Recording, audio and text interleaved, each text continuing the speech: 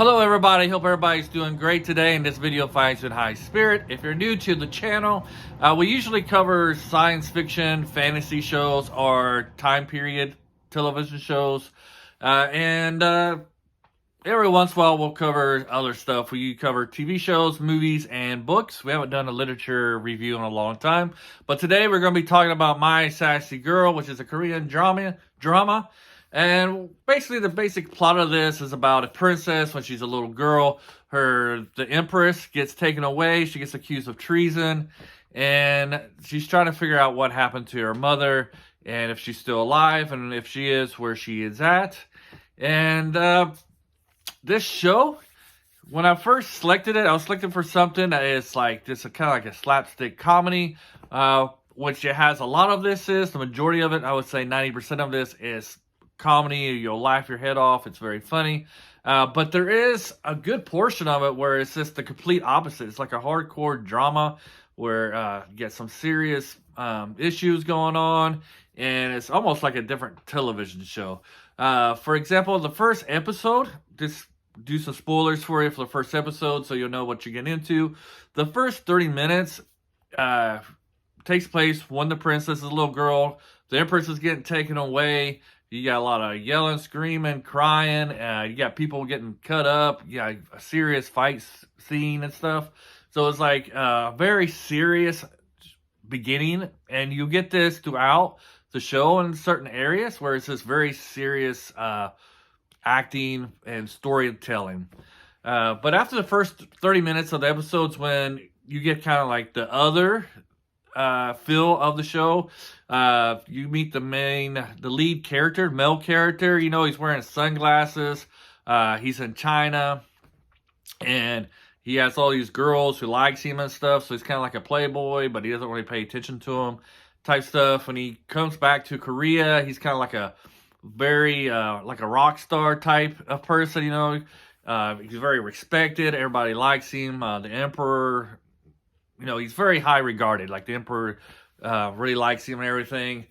And so you see this, how he's very popular, very likable. And then the first time he meets the princess, she's kind of like, she has a drinking problem, I guess you can say, and she's kind of drunk. And so they meet, and she kind of gets sick. You know, not to the point where it makes you want to get sick. You know, some people, when you see vomit, they get sick as well. Nothing like that, but she gets sick, so he tries to clean her up. And while she's kind of passed out, and while he's trying to clean her clothes, she wakes up, and she thinks she's trying to rape her and stuff. At which the first couple episodes, it's a very comic gag on this, because she keeps on accusing him of being a pervert and all that stuff in public places, and everybody and he has this very respectable reputation. And so I don't know, it's just a situational thing. It's very hilarious. And with this show, the comedy is very good. Like, it excels immensely, and it's not lost in translation, because it's all physical. It's all like situational comedy, where they're in, situational comedy where they're in these certain positions that it's just hilarious, and I find it very enjoyable. I actually get this humor a lot more than I do British humor. I'll be watching some British comedies with my wife, and a lot of their humor goes over my head. But with this one, I think it's because it's situational and it's the environment that they're in. It's very easy to understand what's going on, and it's just hilarious. And you'll find those parts very funny. So if you're looking for a comedy, this is something you will want to watch, because you will laugh. You'll laugh out loud. The two actors, the actress plays the princess, and the actor who plays the male lead. They're very good. They got good chemistry together. I wouldn't say their names, but I'll hack them up very bad, and then I'll have you guys make fun of me or try to say I'm something I'm not, because I can't pronounce the names right. But I can't even say English very well. Anyways, so it's very good. My problem, if I have any with this, is that if you're just looking for something that's strictly comedy, this is probably not the show for you because, like I mentioned at the beginning, it'll go straight to like a straight drama, and it'll have like maybe 10 or 20 minutes of this drama in each episode. Well, not each episode. The first few episodes, it's more comedy. But the more you get to the latter stages of the series, it's more, becomes more and more of a drama. To a point part, it's probably about 50-50. So it's kind of like hard to say what audience they're really looking for. Because if you're somebody who's just wanting to laugh and have a good time, you know, you'll enjoy it, but then it'll do a 180 on you, and you'll feel like you're watching a totally different show. And if you're somebody who's looking for something that's kind of more of a serious tone, you'll get this, and especially in the first episode at the beginning, and then it'll change on you, and you'll find yourself in a comedy type situation. Like I said, though, I think like it's a lot more comedy. It's like maybe 90 to 95% of the scenes are kind of like are basically light and comedic, comical, and then you do get the drama at the end. I would say the ending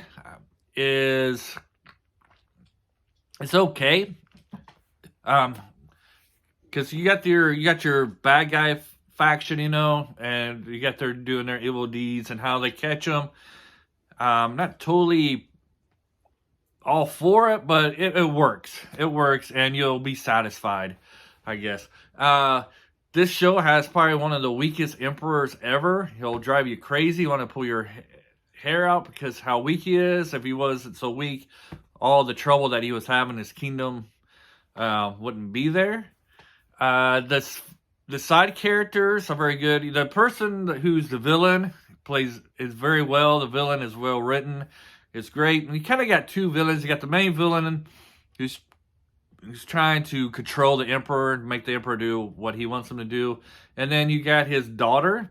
And his daughter, and she's kind of like the princess's rival type of thing because she likes the main character, the male lead as well. She's not really that bad. She's just a spoiled child type of thing. She doesn't get her way kind of thing. So she's just a spoiled person, but she does have good traits to her. I do like at the end, she does go out kind of like a boss kind of thing, you know, her defeat. I guess that would be a spoil, but the way she goes down, you know, she still goes out with her head held high type of thing, even though what happens to her is pretty bad, to be honest. The supporting cast, like the characters are very good. Like it's the male characters' friends. They are like they write stories and stuff, and so you'll see some references to other stories. Like they have one called 50 Shades of a Princess, which you could clearly tell it's a parody of 50 Shades of Grey kind of thing, because when the villain girl gets the book, you know, there's a comment like, oh, we didn't know she was in that kind of stuff. And then you got like a reference to a manga, Boys Over Flowers. They got that reference in there. And well, anyways, the side characters, they bring a lot of humor to this. Their scenes are really good and really funny too. And they bring a lot more character and entertainment to this series. So overall, if you are new and you're still here at 9 minutes into this video, which is hardly anybody at this point, we give a grade. We go to don't recommend at all, recommend with caution, and highly recommend.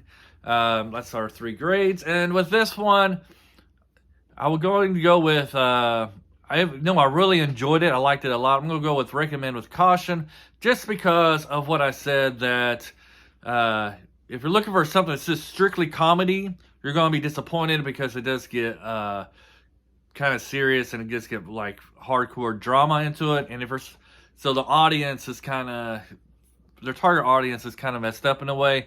But I do feel like you will enjoy this.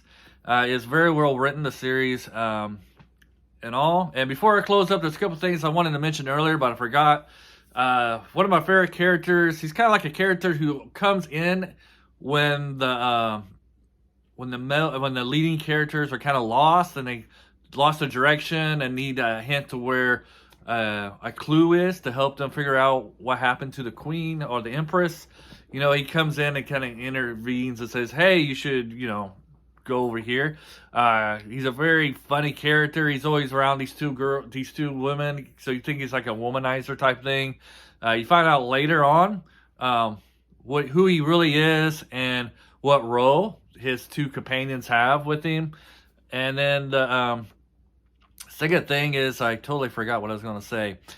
Oh, also in these, when it comes to these Korean shows, one thing I figured out about the time period pieces is that the Chinese, when they are evil or they're really good. And so in this episode, you get the good side of the Chinese people, as they were the ones who trained the lead male and gave him all his education.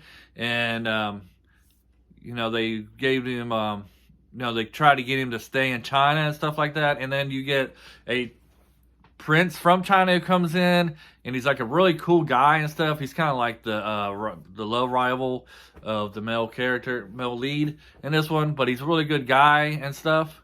So I just find it interesting, and I guess it, you know, it just depends on what show it is and what time period, how the Chinese are representative. I've seen another show where like they're completely evil and bad guys. But yeah, so this is a review. I hope you guys enjoy it. And if you're still here, thank you very much. And until next time, have a great day. Bye.